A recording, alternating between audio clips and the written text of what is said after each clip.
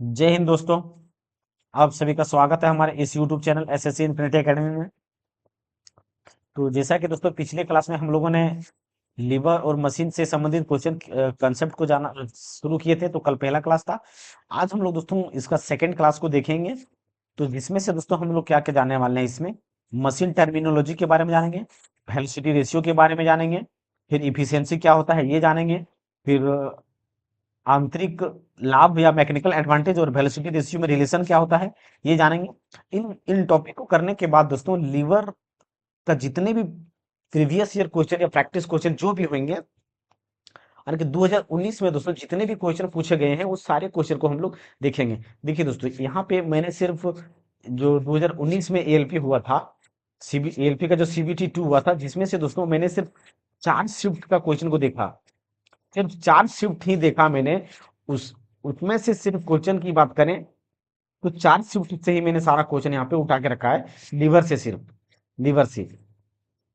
तो लीवर और मशीन में दोस्तों लीवर से सिर्फ क्वेश्चन जो है, यानी कि उत्तोलक जो है उससे क्वेश्चन 80% क्वेश्चन पूछा गया है। बाकी पुल्ली हो गया, स्क्रू हो गया, वेज हो गया, ये सबसे क्वेश्चन नहीं पूछा गया है, ना के बराबर पूछा गया है। तो सबसे ज्यादा तवज्जो हमें किसको देना है, लीवर को देना है, यानी कि उत्तोलक को देना है। किसको, उत्तोलक को देना है। तो चलिए दोस्तों हम लोग शुरू करते हैं। और हाँ दोस्तों, अगर आप हमारे इस चैनल में पहली बार आए हैं तो हमारे इस चैनल को सब्सक्राइब करें और दोस्तों के साथ शेयर अवश्य करें दोस्तों। और जिन जिन भाइयों का दोस्तों अगर 40 नंबर से ऊपर मार्क्स आए हैं, नंबर आए हैं, तो एएलपी सीबीटी 1 में, तो सीबीटी 2 के लिए दोस्तों बिल्कुल सेफ है, आप तैयारी पे लग जाइए। और जिन भाइयों का दोस्तों टेक्नीशियन में 70 प्लस नंबर है, तो उनका उम्मीद है कि हो जाना चाहिए, उनका उम्मीद है कि हो जाना चाहिए। लेकिन दोस्तों वो नॉर्मलाइजेशन भी उसमें डिपेंड करता है, फिर अब कौन सा जॉन सा है, फिर ट्रेड पर डिपेंड करता है, वो अलग अलग फैक्टर उसमें टेक्नीशियन में डिपेंड करता है। तो आप देख लीजिए कौन सा मतलब आने की जॉन में है, या तो फिर कौन सा ट्रेड है आपका, फिर नॉर्मलाइजेशन भी फैक्टर करता है, ये सारी चीज क्या होता है, फैक्टर करता है। लेकिन अगर टेक्नीशियन में 70 प्लस है तो फिर आप सेफ ही मान सकते हैं। और एएलपी में अगर 40 प्लस जिसका भी है, तो वो आराम से आप तैयारी सेकेंड स्टेज पे लग जाइए, ज्यादा सोचना नहीं है। तो चलिए दोस्तों शुरू करते हैं हम लोग। ओ, तो सबसे पहले यहाँ पे हम लोग क्या देखेंगे दोस्तों, मशीन टर्मिनोलॉजी के बारे में देखेंगे। तो इनपुट एनर्जी के बारे में दोस्तों हम क्या जानते हैं। जैसे कि देखिए दोस्तों, इनपुट एनर्जी हमारा क्या होता है। जैसे कि दोस्तों हम अगर एग्जाम देने ही जाते हैं, जैसे कि हम एग्जाम देने क्योंकि दोस्तों हर एक स्टूडेंट है जो एग्जाम देता है, तो एग्जाम से रिलेटेड ही हम एग्जाम लेते यानी कि एग्जाम्पल लेते हैं। जैसे कि हम कोई एग्जाम हो रहा है, जैसे कि यही टेक्नीशियन का एग्जाम होगा मान लेते हैं। तो एग्जाम देने गए, तो एग्जाम देने गए दोस्तों, लेकिन उसमें कितना नंबर का होता है, 100 नंबर का। लेकिन क्वेश्चन हम लोगों ने अटेम्प्ट कितना किया। अगर कोई स्टूडेंट अटेम्प्ट की बात करे तो अटेम्प्ट जो किया, मान लेते हैं कि 80 क्वेश्चन उन्होंने अटेम्प्ट किया, तो जितना अटेम्प्ट किया वो क्या है, इनपुट हो जाएगा। वो क्या हो जाएगा, इनपुट हो जाएगा। लेकिन वो उसका क्या 80 में 80 प्योर नंबर आता है क्या, नहीं आता है, कुछ ना कुछ गलती हो जाता है। तो 80 में मान लेते हैं कट छट के कितना आ गया, 74 नंबर आ गया। कितना आ गया, 74 नंबर आ गया। तो इसका मतलब क्या हुआ दोस्तों, इनपुट हमने कुछ दिया था और आउटपुट हमें क्या निकला, कुछ निकला। तो जितना हम इनपुट देते हैं उतना हमेशा आउटपुट नहीं निकलता है। तो वो जितना हम यानी कि कोई भी मशीन में या कहीं भी अप्लाई करते हैं, वो हमारा क्या होता है, इनपुट एनर्जी कहलाता है या इनपुट कहलाता है। और जितना उसके द्वारा हमें रिफ्लेक्स में जो परिणाम या तो रिजल्ट मिलता है, वो हमारा क्या कहलाता है, आउटपुट कहलाता है। जिससे कि यहीं पे दोस्तों अगर हम कंप्यूटर की ही बात कर ले, तो बेसिक आईटी लिटरेसी दोस्तों हम लोग को पढ़ना है, तो हम लोग उसको भी देखेंगे। तो सबसे देखिए दोस्तों, अगर हम कीबोर्ड है, कीबोर्ड हमारा क्या है, इनपुट डिवाइस है। इनपुट इसको क्यों कहते हैं, यानी कि बाहर से इसमें हम डाटा फीड करते हैं। कंप्यूटर हमारा क्या है, एक प्रकार का मशीन है।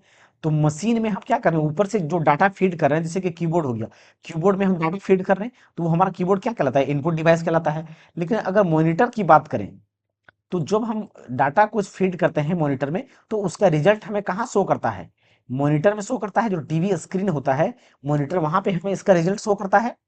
तो टीवी हमारा क्या हो गया, आउटपुट डिवाइस हो गया।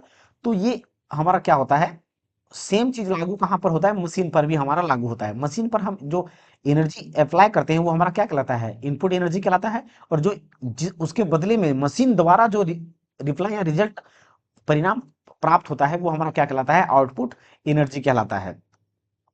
अगला टर्म हमारा क्या है दोस्तों, इफिशियंसी। इफिशियंसी हमारा क्या है दोस्तों, इफिशियंसी की बात करें तो इसे क्या कहते हैं, क्षमता।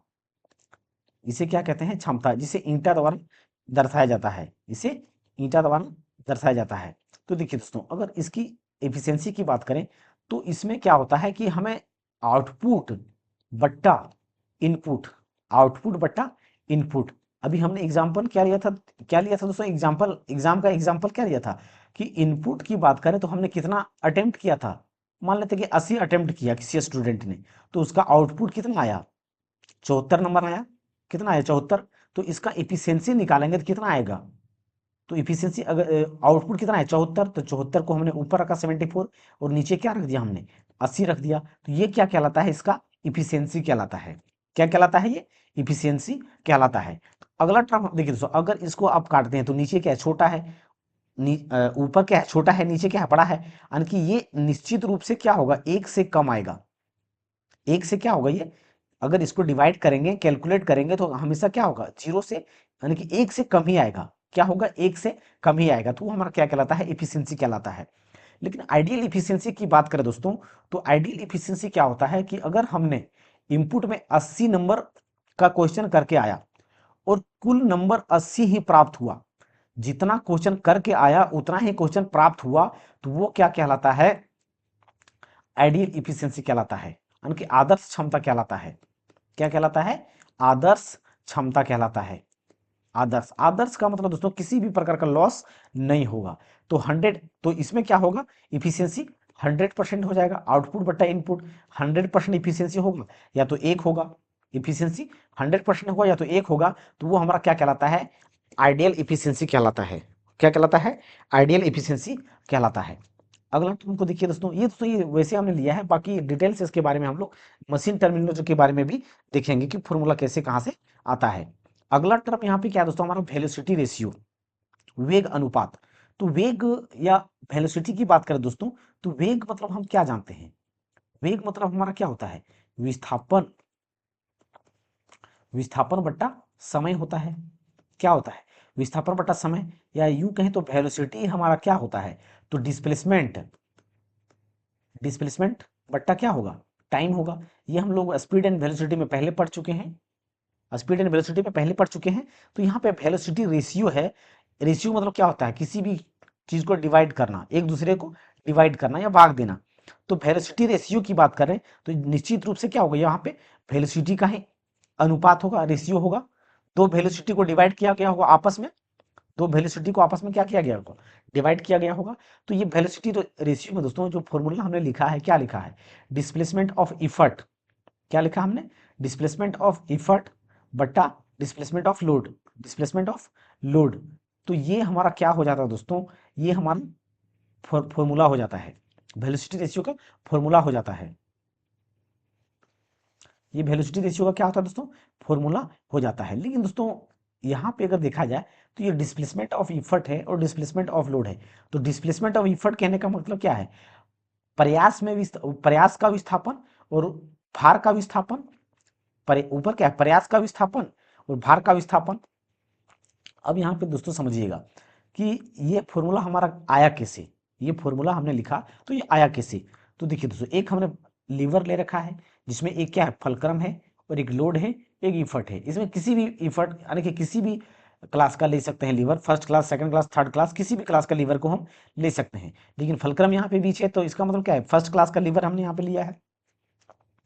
अब ये फॉर्मूला वेलोसिटी रेशियो दोस्तों आया तो कैसे आया, तो अब यहाँ पे देखिए दोस्तों डायग्राम को, ये मीन पोजीशन है हमारा, यानी कि जब लोड होगा, तो लोड पहले देखिए दोस्तों, लोड अगर होगा और बल नहीं लगाया होगा तो यहाँ पे कुछ इस प्रकार से हमारा होगा, ये लीवर लोड होगा तो यहाँ पे इस प्रकार से लोड होगा ये, और ये इफर्ट जब नहीं लगा रहा है, लगाया गया होगा तब। लेकिन जब इस पर लोड लगाया जाता है, इफर्ट लगाया जाता है, तो यहाँ पे मीन पोजीशन था, तो इफर्ट जब इस पर लगाया गया तो कहाँ से, नीचे से, यहाँ ऊपर से कहाँ तक आ गया, नीचे आ गया। यानी कि ये डिस्टेंस, डिस्प्लेसमेंट यहाँ से कुछ तो दूरी कवर किया, ये जो लीवर था यहाँ से कुछ तो दूरी कवर किया गया। तो कितना कवर किया, ये इफर्ट है, तो डिस्टेंस ऑफ इफर्ट इसको बोलेंगे हम, यानी कि डिस्प्लेसमेंट ऑफ इफर्ट। ये क्या बोलेंगे इसको, डिस्प्लेसमेंट ऑफ इफर्ट। यानी कि जब लोड उठाने के लिए लीवर पे हमने कितना फोर्स लगाया, इफर्ट इफर्ट लगाया तो कितना डिस्प्लेसमेंट डिस्प्लेसमेंट मूव किया, तो यहां से यहां तक डिस्प्लेसमेंट डी हमने मान लिया। अब दोस्तों जब यहाँ पे इफर्ट लगाया होगा तो जाहिर सी बात है कि लोड ये ऊपर जाएगा, ये कहाँ जाएगा, ऊपर जाएगा। तो जब ये ऊपर गया तो ये भी तो कुछ डिस्टेंस कवर किया होगा, तो कितना डिस्प्लेसमेंट कवर किया, तो ये लोड है, तो इसको हम क्या बोलेंगे, डिस्प्लेसमेंट ऑफ लोड, यानी कि ये डी एल है जो है डिस्प्लेसमेंट ऑफ लोड है, यानी कि इन्होंने इतना डिस्टेंस कवर किया, क्या किया, इतना डिस्टेंस कवर किया। लेकिन अब एक बात देखिए दोस्तों, लेकिन यहाँ पे तो डायरेक्ट तो ये तो वेलोसिटी नहीं है, क्योंकि वेलोसिटी रेशियो की बात करें तो ये तो वेलोसिटी नहीं है। वेलोसिटी हमें निकालना है तो कैसे निकालेंगे, तो देखिए दोस्तों अगर यहाँ पे इफर्ट लगाया होगा तो यहाँ से यहाँ तक जाने में कुछ तो समय लगा होगा, तो मान लीजिए कितना सेकंड लगा, 30 सेकंड लगा। जब ये नीचे गया होगा तो उतना ही समय में तो ये ऊपर गया होगा, तो वही समय यहाँ पे लगा होगा, 30 सेकंड। समय कितना लगा होगा, 30 सेकंड लगा होगा समय, जितना नीचे आने में इफर्ट द्वारा जितना समय नीचे जाने में लगा, लोड को भी उतना ही समय लगा होगा। तो यहाँ पे अगर दोस्तों वेलोसिटी अगर इफर्ट का निकालें, यानी कि इस प्रकार से यहाँ पे लिख सकते हैं, क्या लिख सकते हैं, velocity of effort, velocity of effort, velocity of velocity of effort बराबर क्या लिखेंगे, वेलोसिटी हमारा क्या होता है, डिस्प्लेसमेंट अपॉन टाइम, तो वेलोसिटी ऑफ इफर्ट का कितना है, डी।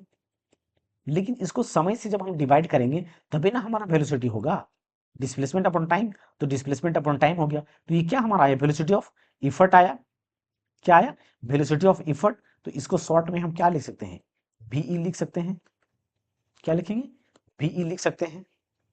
अब अगला टर्म हमारा क्या है दोस्तों, हमें लोड का अगर यानी कि वेलोसिटी निकालना है तो कैसे निकालेंगे, तो वेलोसिटी ऑफ क्या करेंगे, यहाँ पे वेलोसिटी ऑफ लोड को लिखेंगे, velocity of load.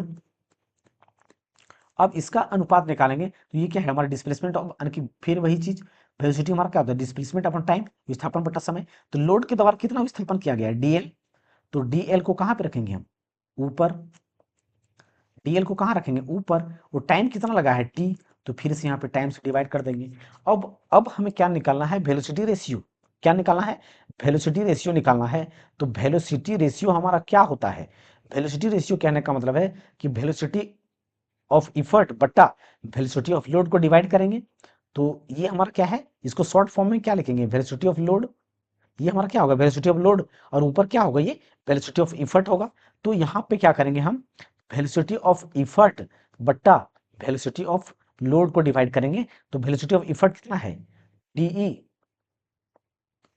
Velocity of effort हमारा क्या है, ये डीई बट्टा टी अपॉन, ये पूरा में डिवाइड करेंगे तो क्या है, ये हमारा आ जाएगा डीएल बट्टा टी। तो यहाँ से देखिए दोस्तों, ये टी से टी क्या होगा, कट जाएगा, तो ये ऊपर जाके क्या बच जाएगा, डीई अपॉन डीएल, यानी कि वेलोसिटी रेशियो का जो फॉर्मूला आएगा वो क्या आएगा, डिस्प्लेसमेंट ऑफ इफर्ट बट्टा displacement of load, displacement of effort बट्टा डिस्प्लेसमेंट ऑफ लोड। तो ये क्या निकल करके आ गया, वेलोसिटी रेशियो का फॉर्मूला निकल करके आ गया, जो कि हमने यहाँ पे पहले लिख रखा है। तो ये डिस्प्लेसमेंट ऑफ क्या हो जाएगा, इफर्ट बट्टा displacement of load, displacement of load. तो ये हमारा क्या निकल करके आ गया, वेलोसिटी रेशियो निकल करके आ गया। तो वेलोसिटी रेशियो का जब भी पूछा जाएगा, अगर डेफिनेशन को फॉर्म में लिख दिए दोस्तों, तो आप ये लिख लीजिए कि विस्थापन, वेलोसिटी रेशियो क्या है, it is the ratio of displacement of effort to displacement of load.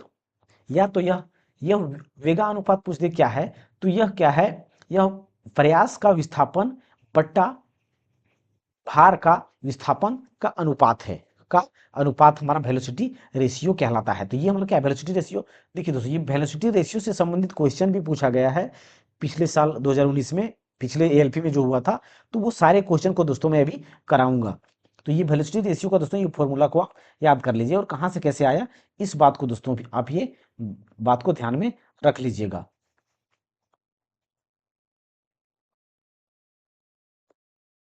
तो यहाँ पे दोस्तों ये हमारा याद रखिएगा। अगला टर्म हमारा क्या है दोस्तों, अगला हमारा क्या है, इनपुट वर्क इनपुट और वर्क आउटपुट। तो हमने क्या बताया दोस्तों, पहले हमने बता दिया कि इनपुट क्या है, जो बाहर से हम मशीन में फीड करते हैं वो हमारा क्या होता है, इनपुट होता है, यानी कि हमने कितना एनर्जी दिया और मशीन द्वारा कितना एनर्जी प्राप्त हुआ, तो वो हमारा क्या कहलाता है, इनपुट जितना हमने दिया वो क्या कहलाता है, इनपुट एनर्जी कहलाता है। चाहे वर्क एनर्जी हो, चाहे आउट वर्क हो, चाहे कोई भी प्रकार का एनर्जी हो, वो इनपुट कहलाता है। और जो मशीन द्वारा हमें प्राप्त होगा वो क्या होगा, आउटपुट एनर्जी होगा। जैसे हमने कीबोर्ड का एग्जांपल लिया कि कीबोर्ड में अगर हम कोई डाटा फीड करते हैं तो हमारा वो इनपुट कहलाता है, लेकिन मॉनिटर द्वारा जो हमें डाटा शो करता है वो हमारा क्या कहलाता है, आउटपुट कहलाता है। आउटपुट डिवाइस है वो, ये भी हमने जाना। तो अब यहाँ पे दोस्तों, लेकिन ये तो क्वेश्चन डायरेक्ट इस प्रकार से नहीं पूछा जाएगा। पूछा क्या जाएगा दोस्तों कि जो वर्क इनपुट का फॉर्मूला क्या होगा, या वर्क आउटपुट का फॉर्मूला अगर हमें निकालना है तो कैसे निकाल सकते हैं, तो कैसे निकाल सकते हैं। तो देखिए दोस्तों, हमने वही डायग्राम को फिर से यहाँ पे रखा है। तो हमने क्या कहा दोस्तों कि जब इस पर इफर्ट लगाया जाएगा तो कुछ तो इफर्ट लगाया जाएगा। तो इस पर कितना इफर्ट लगाया गया है, मान लिया कि हमने इस लोड को उठाने के लिए ई इफर्ट लगाया है। कितना इफर्ट लगाया है, ई। तो ई यहाँ पर हमारा क्या होगा, इफर्ट होगा, जो कि फोर्स के रूप में काम करेगा। क्या करेगा, फोर्स के रूप में काम करेगा। लेकिन जब इफर्ट इसको लगाया तो ये कुछ तो विम जो है, ये लीवर क्या है, कुछ तो डिस्टेंस कवर किया होगा। तो कितना डिस्टेंस कवर किया, तो हमने ऊपर भी देखा ये डिस्टेंस ऑफ इफर्ट। तो ये हमारा डिस्प्लेसमेंट ऑफ इफर्ट, यानी कि इतना डिस्टेंस कवर किया, तो उसको क्या मान लिया हमने, डिस्टेंस, यानी कि डिस्प्लेसमेंट ऑफ इफर्ट मान लिया। लेकिन जब ये नीचे आया तो जाहिर सी बात है लोड कहाँ पे गया होगा, ऊपर गया होगा। तो इस पर लोड क्या है हमारा, एक लोड एल है। तो लोड हमारा क्या है, भार है। तो ये भी एक प्रकार का क्या है, फोर्स है। लेकिन फोर्स किसके द्वारा लगाया गया है, ये जो फोर्स है मशीन द्वारा लगाया गया है। और ये जो फोर्स है किसके द्वारा लगाया गया है, मनुष्य द्वारा, ह्यूमन बॉडी द्वारा लगाया गया है काम करने के लिए। तो यहां से ये लोड की बात करें तो ये तो कुछ तो डिस्टेंस डिस्प्लेसमेंट कवर किया होगा। तो लोड के दौरान कितना डिस्प्लेसमेंट कवर किया गया है, तो ये डीएल लोड है, तो क्या मानेंगे इसको, डीएल डिस्टेंस कवर किया। क्या किया, डीएल डिस्टेंस कवर किया। तो देखिए दोस्तों, इनपुट हमारे यहाँ, इसमें से अगर वर्क इनपुट निकालना हो तो किसका इस्तेमाल करेंगे, इनपुट क्या है, जो मनुष्य द्वारा डाटा को फीड किया जाता है, या मनुष्य द्वारा जो फोर्स लगाया जाता है, या मनुष्य द्वारा जो कार्य किया जाता है, वो क्या कहलाता है, इनपुट कहलाता है। तो इफर्ट कौन लगा रहा है, यहाँ पे लिख देता हूं, इसको इफर्ट लगाने का काम कौन करेगा, मनुष्य करेगा, ह्यूमन बॉडी करेगा। और ये फोर्स लगाएगा किसके द्वारा, मशीन द्वारा लगाया जाएगा। किसके द्वारा, मशीन द्वारा लगाया जाएगा ये इफर्ट। तो ये हमारा आउटपुट के रूप में काम करेगा। और ये इनपुट है, हमें लोड उठाना है, तो आउटपुट काम यही तो, लोड उठाना है। मेन मकसद क्या है, इस लोड को उठाना है। तो ये इफर्ट हम लोग आए। अब देखिए दोस्तों, हमने पहले क्या बता रखा है कि वर्क क्या होता है। तो वर्क पावर एनर्जी में हमने क्या बताया है कि फोर्स इनटू डिस्प्लेसमेंट हमारा क्या कहलाता है, वर्क कहलाता है। क्या कहलाता है, वर्क कहलाता है। लेकिन अगर यहाँ पे हम वर्क इनपुट की बात करें तो वर्क इनपुट क्या होगा, वर्क इनपुट क्या होगा। तो वर्क इनपुट हमारा क्या है, ये इफर्ट, एफ हमारा क्या है यहाँ पे, फोर्स के रूप में कौन काम कर रहा है, ई काम कर रहा है, इफर्ट। तो यहाँ पे हम क्या लिखेंगे, इफर्ट लिखेंगे, इनटू डिस्प्लेसमेंट के रूप में कितना डिस्प्लेस हो रहा है, डीई। तो ये हम क्या लिखेंगे यहाँ पे, डिस्प्लेसमेंट ऑफ इफर्ट लिखेंगे। क्या लिखेंगे, डिस्प्लेसमेंट ऑफ इफर्ट लिखेंगे। तो यहाँ पे सिंपली हम क्या लिखेंगे कि वर्क इनपुट, जो वर्क इनपुट है वो कितना है। तो वर्क इनपुट हमारा कितना निकल करके आया, effort into displacement of effort. Effort into displacement of effort, ये क्या निकल करके आया, वर्क इनपुट निकल करके आया। ये क्या निकल करके आया दोस्तों, वर्क इनपुट निकल करके आया। अब यही चीज दोस्तों आउटपुट भी हमें निकालना पड़ेगा। तो आउटपुट क्या निकालेंगे, आउटपुट निकालना, तो आउटपुट को कैसे निकालेंगे, वर्क आउटपुट। तो ये हमारा क्या है, लोड है। तो इस लोड को उठाने के बाद फिर हमें क्या निकालना पड़ेगा, फिर वही फॉर्मूला, वर्क बराबर हमारा क्या होता है, फोर्स इंटू डिस्प्लेसमेंट। तो फिर सेम चीज है, फोर्स इंटू डिस्प्लेसमेंट होगा। लेकिन यहाँ पे चेंज थोड़ा होगा कि वर्क आउटपुट होगा। क्या होगा, वर्क आउटपुट। लेकिन यहाँ पे इफर्ट के रूप में, यहाँ पे फोर्स जो है इफर्ट के रूप में कार्य कर रहा था। लेकिन लोड के केस में जो हमारा फोर्स है वो क्या लग रहा है, एल लग रहा है, मान लेते हैं। तो एल यहाँ पे फोर्स के रूप में काम कर रहा है। और डिस्प्लेसमेंट की बात करें तो यहाँ पे डीएल हमारा क्या कर रहा है, डिस्प्लेसमेंट के रूप में काम कर रहा है। तो यहाँ पे वर्क आउटपुट की अगर हम फॉर्मूला लिखना चाहें तो क्या लिख सकते हैं। तो यहाँ पे हमारा क्या हो जाएगा, यानी कि load, load into displacement of load. तो ये हमारा क्या निकल करके आ जाएगा, वर्क आउटपुट का फॉर्मूला निकल करके आ जाएगा। ये क्या होगा, वर्क, यहां पे क्या होगा दोस्तों, वर्क आउटपुट का फॉर्मूला हमारा निकल करके आ जाएगा। तो ये हमारा क्या निकला दोस्तों, वर्क इनपुट का फॉर्मूला हो गया। ये हमारा क्या निकला, वर्क आउटपुट का। अब यहां से दोस्तों मशीन द्वारा कितना इफिशियंसी क्या निकलता है, वो इफिशियंसी को दोस्तों हम लोग देखेंगे। तो यहाँ पे हमने क्या पढ़ा, इफिशियंसी।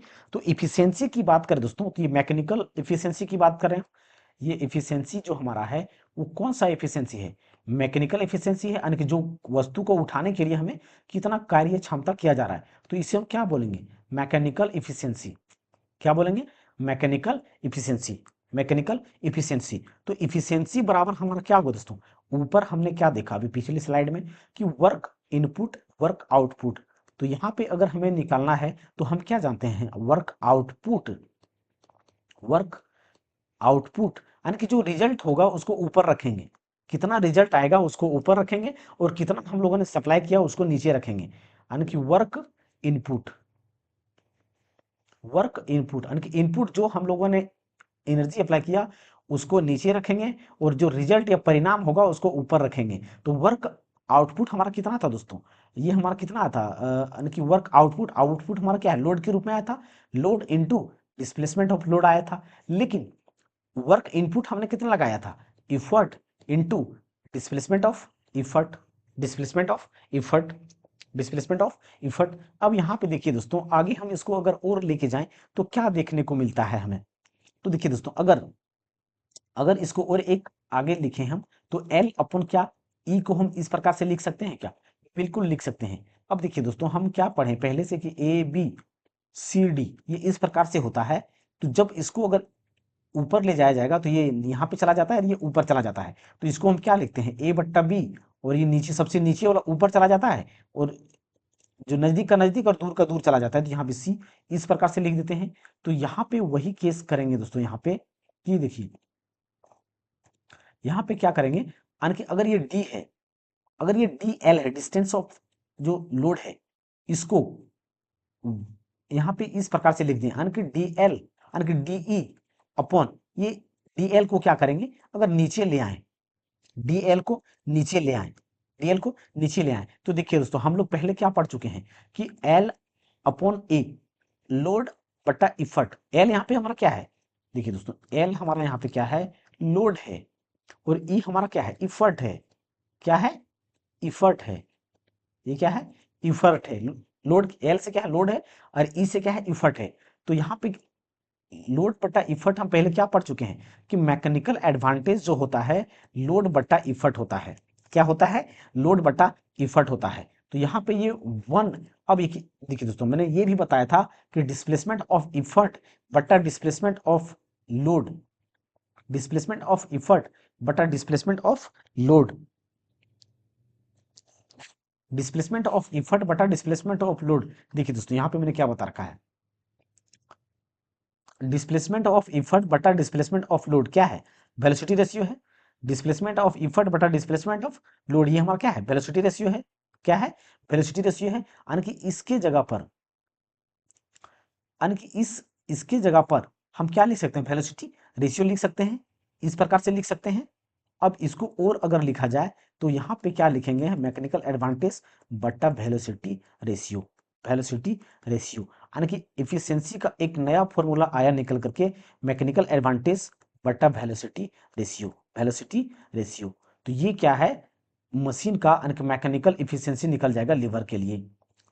क्या होगा, मैकेनिकल एडवांटेज या वेलोसिटी रेशियो पूरा का पूरा निकल जाएगा ये मशीन के लिए, मशीन यानी कि लीवर मैकेनिकल इफिशियंसी जो है हमारा ये कहलाएगा। तो ये हमारा दोस्तों बहुत इंपॉर्टेंट फॉर्मूला है। इस फॉर्मूले से दोस्तों क्वेश्चन, बहुत सारा क्वेश्चन पूछा गया है। वेलोसिटी रेशियो या एफिशिएंसी या मैकेनिकल एडवांटेज, ये तीन है दोस्तों। पहला मैकेनिकल एडवांटेज क्या है, दूसरा वेलोसिटी रेशियो क्या है, तीसरा इफिशियंसी क्या है।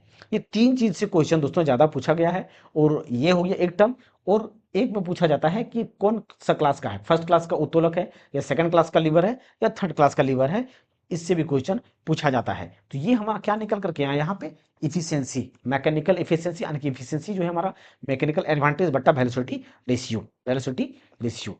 अगला टर्म हमारा क्या है दोस्तों, आइडियल इफिशियंसी। क्या है ये, आइडियल इफिशियंसी। तो देखिए दोस्तों, आइडियल इफिशियंसी का हमने क्या बताया कि जैसे कि देखिए, जब आइडियल इफिशियंसी की बात करें दोस्तों, तो अभी हमने इफिशियंसी का फॉर्मूला क्या देखा कि मैकेनिकल एडवांटेज बट्टा वेलोसिटी रेशियो, मैकेनिकल एडवांटेज बटा वेलोसिटी रेशियो। ये हमारा देखिए दोस्तों, ये हमारा इफिशियंसी को दर्शाता है। ये हमारा क्या दर्शाता है? इफिशियंसी को। तो ये कंफ्यूजन में नहीं रहिएगा। तो यहाँ पे आइडियल इफिशियंसी हम किसको बोलेंगे? जैसे कि मैकेनिकल एडवांटेज की बात करें, एक आया, तो वेलोसिटी रेशियो भी कितना आया? एक आया। अगर मैकेनिकल एडवांटेज दो आया, तो वेलोसिटी रेशियो भी कितना आया? दो आया। यानी कि अगर मैकेनिकल एडवांटेज पांच आया, तो वेलोसिटी रेशियो भी कितना आया? पांच आया। यानी कि दोनों बराबर होगा। दोनों क्या होगा? बराबर होगा। अगर यहाँ पे एक एक रखेंगे तब भी एक आएगा, पांच पांच रखेंगे तब भी एक आएगा। यानी कि इफिशियंसी हमारा क्या होगा? एक होगा। यूनिटी होगा। क्या होगा? यूनिटी होगा, मतलब एक होगा। यूनिटी कहने का मतलब क्या है? एक होगा। या तो अगर इसको परसेंटेज भी हम निकालें तो एक गुना परसेंटेज निकालने का क्या मतलब है? 100 से गुना कर देते हैं, तो 100 से गुना करेंगे, यानी कि इफिशियंसी हमारा क्या होगा? 100%। तो जब 100% इफिशियंसी आता है, तो वो हमारा क्या कहलाता है? आइडियल इफिशियंसी कहलाता है। यानी कि इस केस में क्या होगा? मैकेनिकल एडवांटेज वेलोसिटी रेशियो के क्या होगा? बराबर होगा। क्या होगा? बराबर होगा। क्या होगा? बराबर होगा। क्या होगा? बराबर होगा। तो वो हमारा क्या कहलाएगा? आइडियल इफिशियंसी या आदर्श क्षमता के रूप में हम इसे कह सकते हैं। अगला टर्म हमारा क्या है दोस्तों? Relation between mechanical advantage and velocity ratio. देखिए दोस्तों, ये अभी हमने मैकेनिकल एडवांटेज और वेलोसिटी रेशियो को ऊपर देख लिया है। तो ये हमारा क्या है? वेलोसिटी रेशियो का इस प्रकार से फॉर्मूला है। तो ये इसी फॉर्मूला को दोस्तों और तरीके से घुमा सकता है। क्या घुमा सकता है? ये देखिए, ये हमारा पहला तरीका हो गया। दूसरा तरीका अगर करना चाहे तो वो क्या कर देगा? जिससे वेलोसिटी रेशियो को उधर ले जाएगा, या तो इस प्रकार से दे देगा कि mechanical advantage equal to efficiency into velocity ratio, इस प्रकार से दे देगा। या तो वेलोसिटी रेशियो को उस तरफ ले जाएगा, बट्टा मैकेनिकल एडवांटेज बट्टा इफिशियंसी दे देगा। तो ये इस प्रकार से तीन तरीके से इसको घुमा सकता है।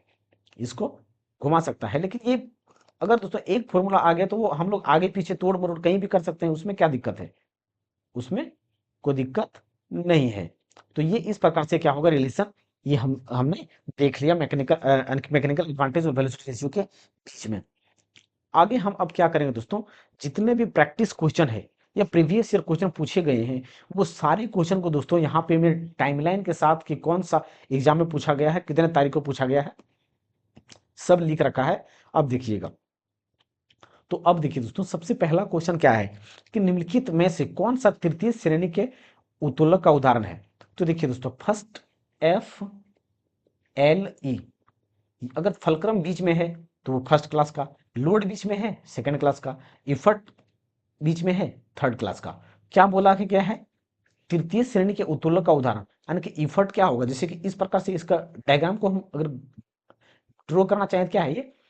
इफर्ट बीच में रखेंगे, फलक्रम यहाँ पे लोड रख दिया हमने, यहाँ पे फलक्रम रख दिया। तो ये कहीं पे भी ये आगे पीछे लोड को इफर्ट को बीच में रखेंगे, बाकी लोड और फलक्रम को साइड किनारों में रखेंगे। तो वो हमारा क्या कहलाएगा? थर्ड क्लास का। अब इसमें देखिए सी सौ की बात करें, सी सौ में यानी कि हमारा जो ये होता है झूला, सी सौ मतलब क्या? झूला। तो यहाँ पे फलक्रम हमारा बीच में है, तो ये तो हमारा फलक्रम अगर बीच में है तो ये फर्स्ट क्लास का लीवर हो गया, यानी कि ये हमारा आंसर नहीं होगा। व्हील बैरो, व्हील बैरो कहने का मतलब दोस्तों लोड जो है वो बीच में होगा, कूड़ा गाड़ी हमने पीछे देख रखा है, तो ये क्या है? सेकंड क्लास का है। नट करेकर आने के स्रोता, आने के देखिए दोस्तों, नट करेकर आने की स्रोता, तो ये हमारा क्या है दोस्तों? नट करेकर आने के फलक्रम साइड में है लेकिन बीच में लोड है। क्या है? बीच में लोड हो जाता है और इफर्ट हमारा साइड में हो जाता है। तो जब लोड बीच में होगा तो वो सेकंड क्लास का होगा, तो ये भी नहीं होगा। यानी कि चिमटा हमारा कहाँ पे? इफर्ट जो लगाते हैं बीच में लगाते हैं, तो बर्फ उठाने की चिमटी या तो चिमटा आइस टोंग्स, टोंग्स क्या कहलाएगा? थर्ड क्लास का लीवर होगा। तो यहाँ पे डी नंबर का क्या होगा? बिल्कुल सही आंसर हो जाएगा, बिल्कुल सही आंसर हो जाएगा। अगला टर्म देखिए दोस्तों, अब अगला क्वेश्चन क्या है कि क्लास टू लीवर में प्रयत्न और भार किस दिशा में होता है? क्लास टू लीवर में प्रयत्न और भार किस दिशा में होता है? तो हमेशा दोस्तों ऑपोजिट डायरेक्शन में होता है। प्रयत्न और भार, जैसे कि देखिए दोस्तों, ये हमारा क्या है? ये हमारा फलक्रम है, क्लास टू का है। तो क्लास टू का है तो लोड क्या होगा? बीच में होगा। लोड क्या होगा? बीच में होगा। फलक्रम एक साइड होगा और एक साइड क्या होगा? इफर्ट होगा। क्या होगा? इफर्ट होगा। तो ये देखिए दोस्तों, अगर हम लोड इधर एफर्ट इधर से लगाएंगे तो लोड क्या लगेगा, ऊपर की ओर लगेगा, लोड ऊपर की ओर लगेगा, यानी कि हमेशा क्या होगा, ऑपोजिट डायरेक्शन में लगेगा। क्लास 2 लीवर में प्रयत्न और भार किस दिशा में होते हैं, तो ऑपोजिट डायरेक्शन में होते हैं, इस बात को याद रखिएगा। यानी कि ए नंबर का क्या होगा यहाँ पे सही आंसर हो जाएगा। अगला क्वेश्चन हमारा क्या है दोस्तों, देखिए दोस्तों, क्वेश्चन को आप सॉल्यूशन देखने से पहले दोस्तों कोशिश करिएगा कि आप खुद पहले बनाने का प्रयास करें। पहले वीडियो को पॉज कीजिएगा, फिर बनाने का प्रयास कीजिए, अगर बनता है तो ठीक है, नहीं बनता है तब आप सॉल्यूशन को देखें। क्योंकि दोस्तों अगर खुद से आप बनाते हैं तो आपका प्रैक्टिस हो जाएगा और आप में कॉन्फिडेंस आएगा कि हाँ मुझसे क्वेश्चन बन रहा है। तो आप पहले वीडियो को पॉज करके बना के देखिएगा। अब देखिए तो क्वेश्चन क्या बोला गया है, देखिए 30 केजी और 15 केजी वजन वाले दो बच्चे शीशों के एक तरफ देखिए दोस्तों, बात को ध्यान से देखिएगा, एक तरफ क्या है, एक तरफ आलम से क्रमशः 1 मीटर और 1.2 मीटर की दूरी पर बैठे हैं। m केजी का एक लड़का झूले के दूसरी तरफ आलम से 1.2 मीटर की दूरी पर बैठता है और झूला संतुलन की अवस्था में है, तो m का मान ज्ञात कीजिए, यानी कि m का द्रव्यमान कितना होगा, m का द्रव्यमान कितना होगा। सबसे पहले दोस्तों यहाँ पे हम एक झूला बनाते हैं शीशो वाला, तो झूला होगा तो ये हमारा क्या होगा, एक फलक्रम होगा। इसको दोस्तों ओरिजिनल फील वाला, फील देने लायक डायग्राम को बनाते हैं क्या, जैसे देखिए ये हमारा यहाँ पे सबसे पहले एक क्या होगा, ये हमारा फलक्रम होगा, उसके बाद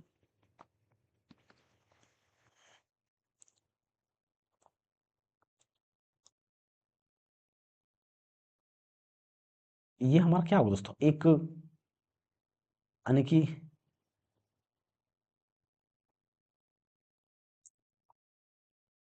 यहाँ पे क्या क्या दोस्तों, यहाँ पे एक जो हमारा क्या होगा, ये लीवर होगा, ये क्या होगा, लीवर होगा। अब देखिए दोस्तों इसमें बोला क्या गया है कि 30 केजी और 15 केजी का वजन वाले दो बच्चे आलम के एक तरफ, तो यहाँ पे देखिए ये हमारा क्या है, फलक्रम है, ये हमारा क्या है, फलक्रम है। तो आलम के एक तरफ, ये एक साइड इधर हो गया, एक साइड इधर हो गया, तो इसमें से क्या बोला गया है कि 30 केजी का बच्चा जो है वो 1 मीटर की दूरी पर, यानी कि फलक्रम से 1 मीटर की दूरी पर, फलक्रम से 1 मीटर की दूरी पर, फलक्रम से 1 मीटर की दूरी पर,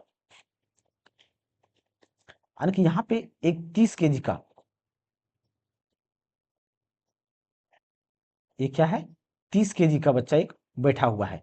दूसरा क्या है, एक यहाँ पे 15 केजी का बच्चा बैठा हुआ है, 15 केजी का, तो ये क्या है, ये 30 केजी का है और ये कितना का है, 15 केजी का है, ये क्या है, 15 केजी का है। लेकिन देखिए अब इनके बीच में डिस्टेंस कितना है, इनके बीच में डिस्टेंस की बात करें तो यहाँ से फलक्रम के बीच की दूरी कितना है, 1 मीटर है, क्या है, 1 मीटर। और यहाँ से इसकी दूरी, यहाँ तक की दूरी, यानी कि इसके बीच की दूरी कितना है, 1.2 मीटर दिया गया है, 1.2 मीटर की दूरी पर है, क्या है, 2 मीटर की दूरी पर है, यानी कि ये 1 मीटर हो गया और ये 2 मीटर की दूरी पर है। लेकिन सेम क्या बोला गया है कि दूसरी तरफ कोई m केजी का, दूसरी तरफ क्या है, कोई m केजी का वस्तु बैठा हुआ है, यानी कि m केजी का क्या है, लड़का है, m केजी का क्या है, लड़का है, इसका द्रव्यमान क्या है, m केजी है। तो इस m केजी का मान ज्ञात कीजिए कि दोनों इस प्रकार से बैलेंस है, दोनों क्या है, बैलेंस है। तो लेकिन दोस्तों इसका डिस्टेंस दिया गया है, कितना दूरी पर है ये भी जो है 1.2 मीटर की दूरी पर है, 2 मीटर की दूरी पर है। तो देखिए दोस्तों हम लोग क्या जानते हैं, जो जो देखिए दोस्तों हम क्या जानते हैं, जैसे कि अगर हमें बैलेंस रिएक्शन की बात करें तो देखिए दोस्तों बैलेंस रिएक्शन की बात करें दोस्तों, तो यहाँ पे हम क्या करेंगे, इसको बैलेंस करने के लिए क्या करते हैं वो देखिए, जैसे कि दोनों को इस तरफ, इसको एक तरफ रखेंगे और जैसे कि बैलेंस देखिए, सिंपल सी बात दोस्तों, हम दुकान जब जाते हैं कुछ सामान खरीदने, तो जो पुराने जमाने का जो बीम बैलेंस होता है, तराजू होता है, उसमें क्या करते हैं, कुछ सामान खरीदते हैं तो वजन का जो बटखारा होता है एक तरफ रखता है, जैसे 1 केजी 2 केजी कुछ भी हो, और उतने ही मात्रा में सामान हम लेते हैं, तब हमारा बीम क्या करता है, बराबर दर्शाता है, बराबर दर्शाता है। तो वो बराबर कब दर्शाएगा, हमें ये दर्शाना है। तो देखिए दोस्तों इसको यानी कि m केजी का द्रव्यमान हमें निकालना है, तो सबसे पहले इन दोनों को एक तरफ रखेंगे, यानी कि डिस्टेंस, तो इसमें कुछ नहीं करना है दोस्तों, द्रव्यमान को डिस्टेंस के साथ मल्टीप्लाई करना है।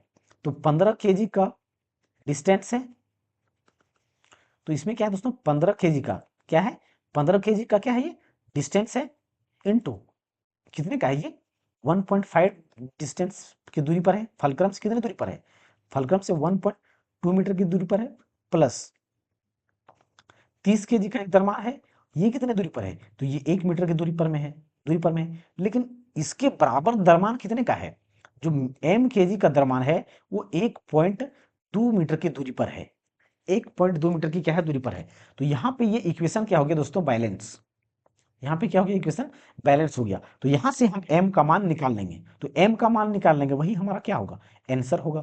अब इसको गुना करते हैं कितना आ जाएगा, 12 15 को अगर गुना करेंगे कितना होगा, 15 दिना 30 के 0, बाकी हाथ 3, 15 का 15 3 18, फिर एक अंक के बाद क्या होगा दशमलव हो जाएगा, प्लस 30 का 30 बराबर m इंटू 1.2, तो इसको जोड़ने पर कितना होगा 30 10 40 यानी कि 48, कितना होगा 48 m इंटू 1.2।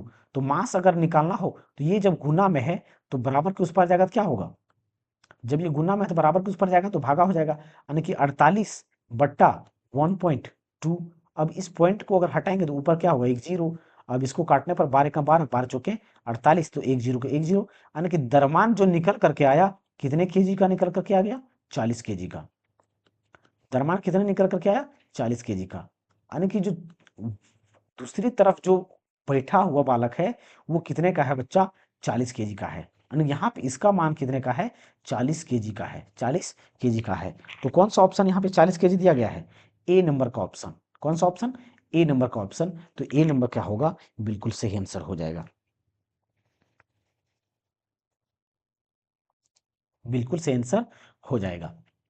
अगला टर्म क्वेश्चन देखिए दोस्तों, अगर जो क्वेश्चन समझ में नहीं आता है उसको आप रिपीट करके देखिएगा तो बिल्कुल ही आपको दोस्तों समझ में आएगा। तो अगला हमारा क्या है दोस्तों, देखिए अगला क्या है, बीम को डैश उत्तोलक या उत्तोलकों में रखने के लिए बीयरिंग या अन्य उपकरणों की आवश्यकता होती है। देखिए दोस्तों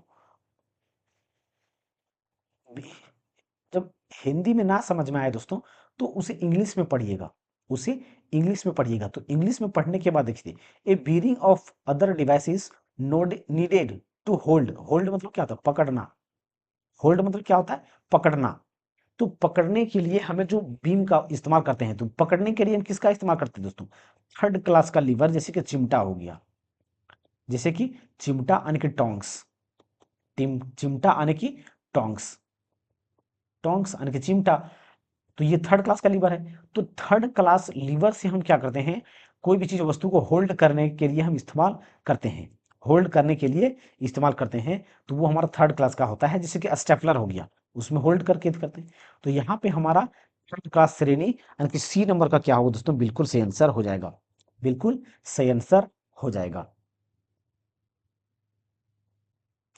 अगला क्वेश्चन देखिए दोस्तों, अगला क्वेश्चन क्या दिया गया है, देखिए दोस्तों ये सारा क्वेश्चन हमने क्या किया है 2019 में जो भी क्वेश्चन पूछे गए वो ही उठाया है, और कोई हमने दोस्तों बाहर से एग्जाम्पल वगैरह दोस्तों प्रैक्टिस क्वेश्चन लेने का जरूरत ही नहीं है, सारा क्वेश्चन मैंने प्रीवियस से उठाया है, ताकि प्रीवियस क्वेश्चन का ही इतना आप प्रैक्टिस कर लें कि वो आपका रिविजन भी हो जाएगा, प्रीवियस ईयर भी कंप्लीट हो जाएगा और आपका कंसेप्ट भी क्लियर हो जाएगा।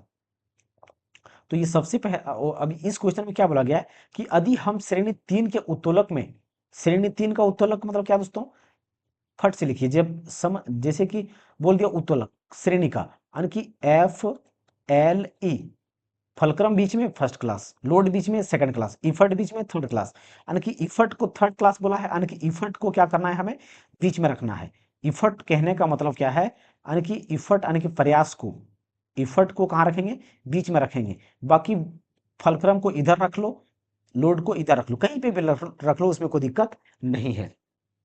अब क्या बोला गया है ये देखिए कि यदि हम श्रेणी 3 के उत्तोलक में आयास भुजा, आयास हम किसको बोलते हैं, आयास यानी कि इफर्ट, इफर्ट आर्म, यानी कि हमने बताया पहले बताया दोस्तों कि जब भी भुजा का जिक्र हो और जिसके बारे में पूछा जाए तो हम उसका डिस्टेंस को कैसे निकालेंगे, भुजा को कैसे निकालेंगे, तो जो फलक्रम होता है, फलक्रम से जिसके बारे में पूछा जाएगा उसके बीच वहां तक की दूरी लेंगे, जैसे कि आयास भुजा, आयास को हम प्रयास या आयास दोनों कहते हैं, प्रयास या तो आयास दोनों इफर्ट को ही बोला जाता है, तो ये हमारा यहाँ पे क्या कहलाएगा इफर्ट आर्म कहलाएगा, इफर्ट आर्म या तो प्रयास आयास भुजा या तो प्रयास भुजा कहलाएगा।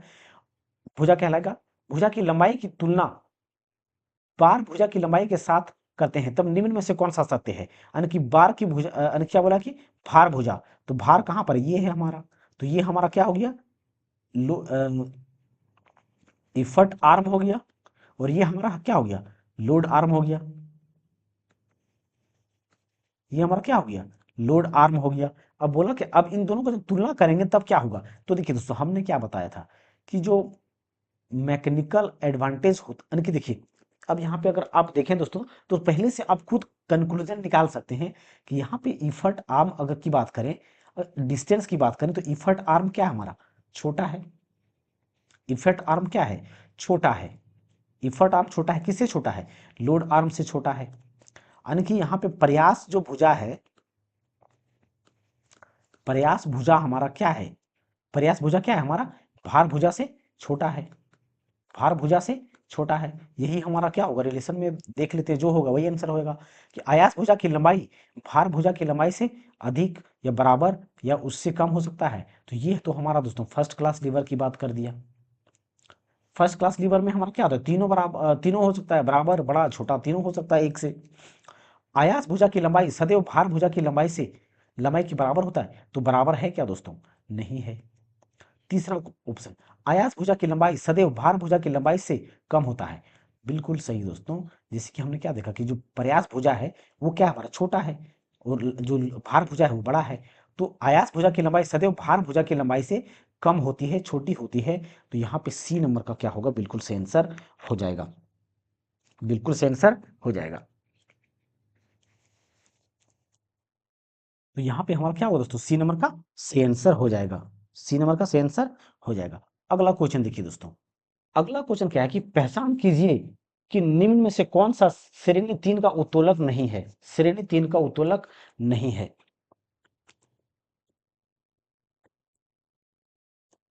तो देखिए दोस्तों, श्रेणी 3 का उत्तोलक के बारे में बात किया गया है, तो श्रेणी 3 का उत्तोलक नहीं है।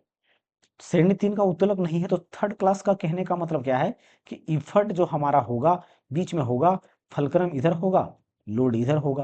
यानी कि इफर्ट हमारा बीच में होगा, फलक्रम, और ये क्या हो गया? लोड हो गया, तो इफर्ट। तो देखिए चिमटी की बात करें तो चिमटी हमारा क्या है? थर्ड क्लास का लीवर है। तो इसमें हम पहले देख जान चुके हैं कि हमारा थर्ड क्लास का लीवर है। हॉकी स्टिक दोस्तों ये भी हमारा क्या है? थर्ड क्लास का लीवर है। स्टेपलर की बात करें, ये भी हमारा थर्ड क्लास का लीवर है। लेकिन दोस्तों जो ठेला गाड़ी है या व्हील बैरो है, जो कूड़ा गाड़ी जिसको हमने बताया था, तो उसमें अगर देखा जाए तो कूड़ा गाड़ी किस प्रकार से होता है? जैसे कि ये हमारा क्या है? ये आगे क्या होता है? चक्का होता है, और यहाँ से क्या होता है? पकड़ने वाला होता है। तो ये हमारा यहाँ पे क्या हो गया? फलक्रम। ये हमारा क्या हो गया? लोड। ये हमारा यहाँ पे क्या लग रहा है? इफर्ट। तो ये कूड़ा गाड़ी हमारा तो लोड बीच में है, यानी कि सेकंड क्लास का है। यानी कि ठेला जो है क्या होगा? हमारा सही आंसर हो जाएगा, जो कि थर्ड क्लास का उत्तोलक नहीं है, बल्कि सेकंड क्लास का उत्तोलक है। क्या है ये? सेकंड क्लास का उत्तोलक है। क्या है? सेकंड क्लास का उत्तोलक है। आज हम दोस्तों इतने क्वेश्चन को करेंगे, बाकी क्वेश्चन को दोस्तों हम लोग अगले क्लास में देखेंगे। तो आई होप दोस्तों आप सभी को ये वीडियो अच्छा लगा होगा, और हेल्पफुल भी मिलेगा दोस्तों इस इन सारी वीडियो से। तो चलिए दोस्तों, मिलते हैं अगले क्लास में। और हाँ दोस्तों, अगर आप सभी को हमारा वीडियो अच्छा लग रहा है तो हमारे इस चैनल को सब्सक्राइब करें, और अगर आप इसका पीडीएफ डाउनलोड करना चाहते हैं तो डिस्क्रिप्शन में टेलीग्राम का लिंक है, वहाँ पे ज्वाइन करके टेलीग्राम से इसका पीडीएफ डाउनलोड कर सकते हैं। तो जय हिंद दोस्तों, मिलते हैं अगले क्लास में।